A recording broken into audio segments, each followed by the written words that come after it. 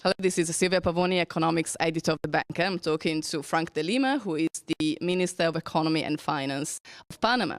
Minister, so the IADB annual meeting this year is here in Panama City, and you are hosting it as it's the first of a series of official meetings that will take place here in the country. Things are going really well in Panama with great economic growth, 10.7% last year, which is a phenomenal amount. Inflation is going down, unemployment is going down. So you must be really one of the happiest finance ministers in the region. Is there anything that concerns you at the moment? Well, first of all, Panama is very proud to be host of the IADB meeting this year. We have the presence of over 4,000 visitors that have arrived to Panama to participate in this meeting. This gives Panama a chance to showcase itself to obviously high-level officials from the different countries that have come to visit us, and also to the international media such as yourself that are here. And as you mentioned, yes, Panama once again was a leading growth country in Latin America last year with a growth of 10.7%. We've seen that this growth has had positive effects in reducing poverty. Poverty has gone down from 38% in 2006 to below 26% currently. You know, unemployment has gone down to 4%. Inflation went down from 5.9% in 2011 to 5.7% in 2012. So things are very good. I mean, the challenges we have going forward, for example, is getting highly skilled labor, for enough highly skilled labor in our country. Inflation is still a bit high for what we would want. But I think going forward, I mean, the perspectives, once the canal is finished with the completion of canal expansion, the increase of revenue that's going to generate for the government is going to allow the government to keep a very ambitious investment program going forward. You know, this administration will be investing close to $14 billion in 5 years. That does not include the Panama Canal expansion. The next administration will have the financial capacity to execute close to $19 billion in public investment. So I think all the conditions are there for Panama to keep being one of the leaders in growth in Latin America. Recently, the IMF increased its estimate of growth for the next 5 years from 5.7% to 6.5%. So that shows that, you know, with all these investments we're doing, also we're increasing the Panama's capacity, economic growth capacity in the future. Okay, so again, a very nice picture for the future. You mentioned the Panama Canal, which is a great generator of revenue for the country.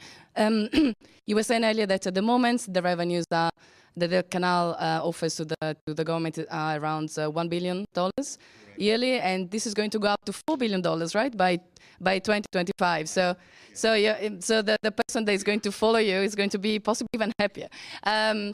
This means obviously also increased trade business between the country and other regions in the world, really importantly China. And how do you see this trade developing? What areas do you think are going to grow the most? We're going to see new trade routes established with the expanded Panama Canal. You're going to see, for example, natural gas being exported from the United States or from Colombia to Asia through the Panama Canal. Coal being exported also from Colombia to Asia through the Panama Canal. Obviously, with the bigger capacity, you're going to see larger ships passing through the Panama Canal full of merchandise that goes from Asia to the eastern seaboard of the United States. People don't know this, but the fact that Panama is expanding its canal is generating billions of dollars in investments on behalf of U.S. ports to meet the demand of these bigger ships that will be passing through the Panama Canal. And us as a country want to take advantage not just of the ships going through, but the value-added activities that we can generate along the Panama Canal. New ports are going to be constructed. We have also looking to establish, for example, the shipyard repair business here in Panama, the obviously bunkering of fuel for the ships that will be passing through. So these are new industries that are growing here and will grow much more once the canal is expanded and you have bigger ships passing through. So really, again, good prospects. And I know that a lot of the funds, or some at least, of the revenues coming from the expansion of the canal are going to go towards sovereign wealth funds. Yes, last year we created Panama's sovereign wealth fund. It's called the Fondo de Ahorro de Panamá. Its seed capital was the proceeds when Panama privatized some of its state-owned industries, for example, telecommunications, energy, and the seed capital is of roughly $1.4 billion. We recently named the board of directors that are going to administrate the Sovereign Wealth Fund. We have former finance ministers, the former administrator of the Panama Canal, all highly recognized, highly respected members of Panamanian business society. And the idea is that once the canal is expanded, the excess revenue that it's going to generate is going to be sent to the Sovereign Wealth Fund, and we expect the Sovereign Wealth Fund to have about $6 billion by the year 2025. So it's going to be an interesting investor. Obviously, Panama is also renowned for its financial center. So there is a high number of banks, just under 100 here, banks or representative offices of international players. It's highly competitive. The loan books and deposits have been growing at good rates, but do you see any pressure points perhaps in this space? Or do you think the bank is as happy as you are at this stage? Banks are happy. Let's just give you some figures. You know, capital adequacy requirements are twice what the law regulations require. They're at 16.2% compared to 8% what is required. Loan to deposit ratios have increased moderately. They're at 60.7% as of last year. Deposits have grown from 42 billion in 2009 to 54.4 billion in 2012. Non-performing loans as a percentage of total loans have been decreasing. They had decreased from 1.67% in 2008 to 0.74% in 2012. So it shows the strength of the loan portfolio of the banks. Assets have increased. The national banking assets have increased from 53.5 billion in 2009 to 72.9 billion in 2012.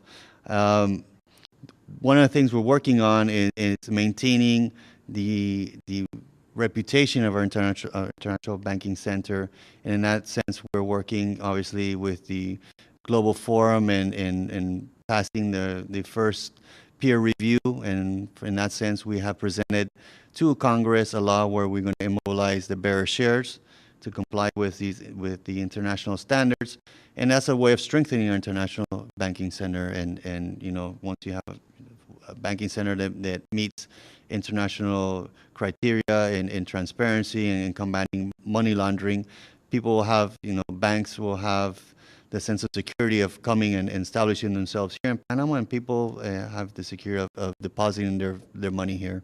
And obviously, this will have a really positive repercussion also on Central America, won't it? As corporations and banks interested in the region will probably keep on looking at Panama as the place where to start. Panama wants to position ourselves as the hub of the Americas for logistics with the canal and our ports, and as a regional financial center also with our banks and our stock market. So that's one of the things we're working on, and obviously now that Central America is fully integrating themselves to be able to take advantage of the trade agreement with the European community, we will see stronger commercial relations between our countries, and in that sense, obviously, countries are looking to use Panama's banking center as a platform to increase their business.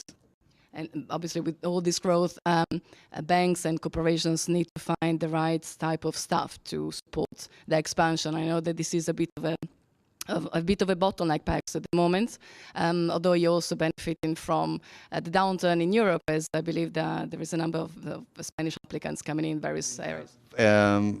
The president recently signed a decree where professionals from over 30 countries in certain areas, such as engineering or financial center, can come to Panama and after 30 days have a working permit. So yes, the fact that, unfortunately some of our friends in Europe, their economy is not doing as well, that had given the opportunity for professionals who are looking that don't have a job to come to Panama and find work here in Panama, and we need this type of highly skilled labor because we don't have enough, obviously, in Panama with such a low unemployment rate. Excellent. Well, thank you very much for your comments, and I look forward to enjoying Panama. Thank you. Thank you.